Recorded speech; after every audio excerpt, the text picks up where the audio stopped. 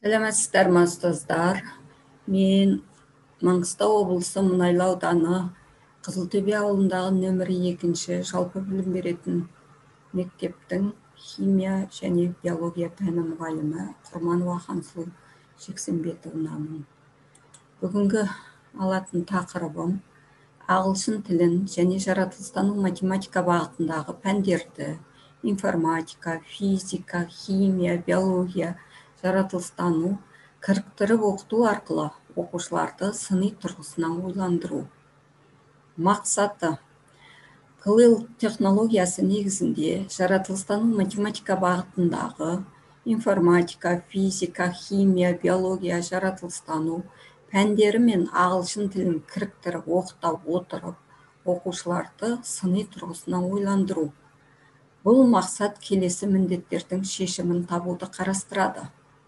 Информатика, физика, химия, биология, жаратылыстану пәндерінің ағылшын тілі пәні мазмұны мен түйісу шегін анықтау, ағылшын тілі мен жаратылыстану математика пәндерін кіріктіріп оқытудың ұстанымдар мен әдістеріне сипаттама беру, кіріктіріп оқытуды ұйымдастыру түрлерінің ерекшелігін белгілеу, жаратылыстану математика бағытындағы пәндердің мазмұнын кіріктіру негізінде ағылшын тіліне кіріктіріп оқытудың педагогикалық технологиялық мәнін ашу, тілдік құзыреттілікті бағалаудың ерекшеліктерін баяндау, оқушыларды сыни тұрғысынан ойландыру.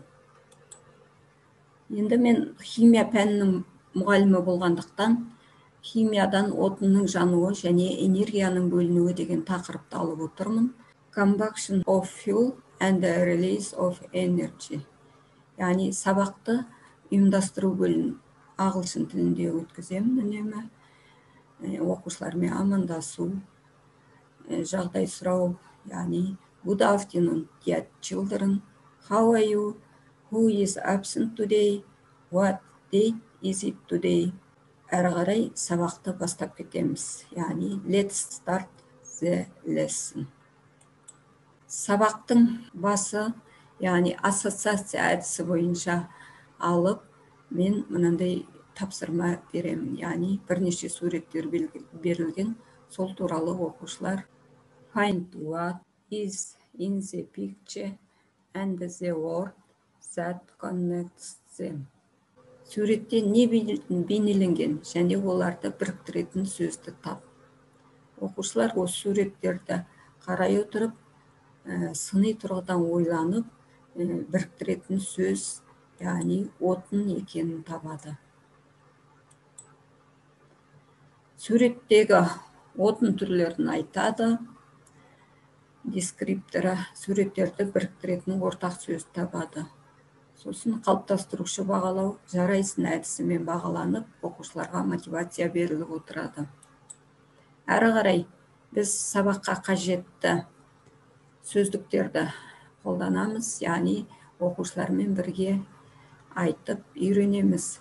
Let's say it together. Отын, fuel, отынның түрлері, types of fuel, сол сияқты қажетті сөздіктердің бәрін бірге қайталаймыз. Әрі қарай, яғни жаңа сабақтың сілтемесі беріледі, соған видеороликтерді оқушылар тамашалайды.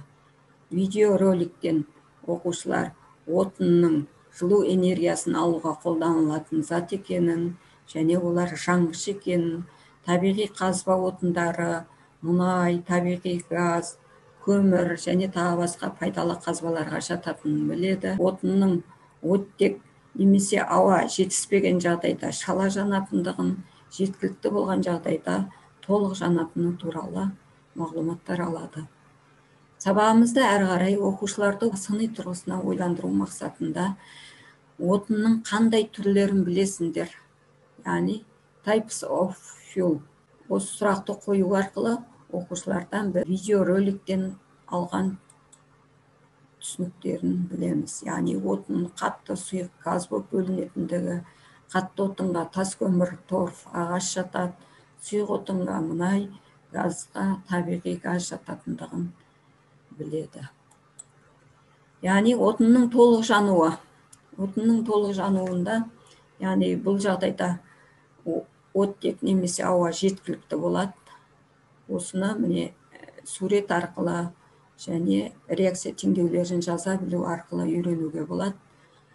Мысалға міне хайдрокарбон plus oxygen is equal to carbon dioxide plus water.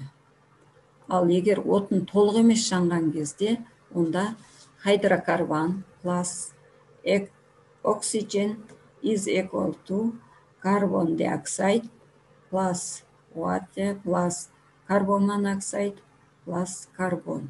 Яғни осы жерде оқушыларда сыни тұрғысынан ойландыратын, өмірмен байланыстырып сұрақ қоюға да болады. Мысалға, қазіргі таңда біз 21-ші ғасырда міндетіміздің бірі оқушылар алған білімдерін өмірде пайдалана алу. Яғни сол себептен сұрақ: не себепті өрт болған жағдайда иіс газымен уланған адамды таза ауаға шығарады деп оқушыларды сыни тұрғысынан ойландыруымызға болады. Яғни бұл жағдайда таза ауаға шығарған кезде шала жанған көмір, яғни ол жағдайда міне екінші реакция теңдеуінде көрсетілген карбон моноксид көміртек екі оксиді түзіледі, ал ауаға шығарған кезде ауаның құрамында 21% оттек бар. Сонымен тыныс алған кезде сол көміртек оксиді ауаға бөлініп шығып, иісін жиюға көмектеседі. Яғни осындай өмірмен байланыстырып сыни тұрғысынан ойландыратын сұрақтар қоюға да болады. Мына суретті парниктік эффект көрсету арқылы оқушыларды сыни тұрғысынан ойландыра отырып, біраз ойларын білуімізге болады.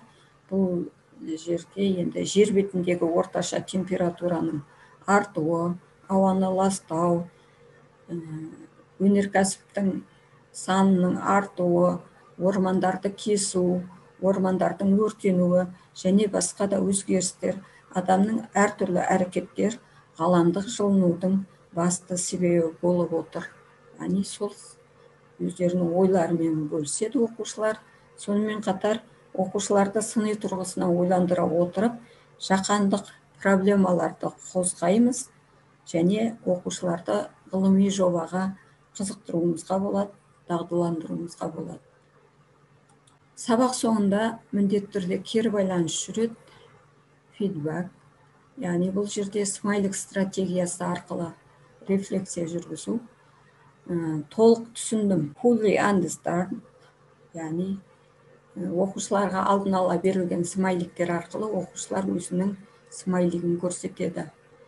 Екінші, жартылай түсіндім, partially understand.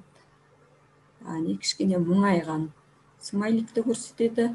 Ал үшінші түрі, түсінбедім, did not understand. Яғни бұл жерде оқушының мұңайып тұрған, түсінбегендігін білдіреді. Осылайша оқушыларды химия сабақтарында, яғни ағылшын тілін кіріктіре отырып, біз сыни тұрғысынан ойландырып, оқушылармен жұмыс жасауымызға болады. Назар салып тыңдағандарыңыз үшін рахмет.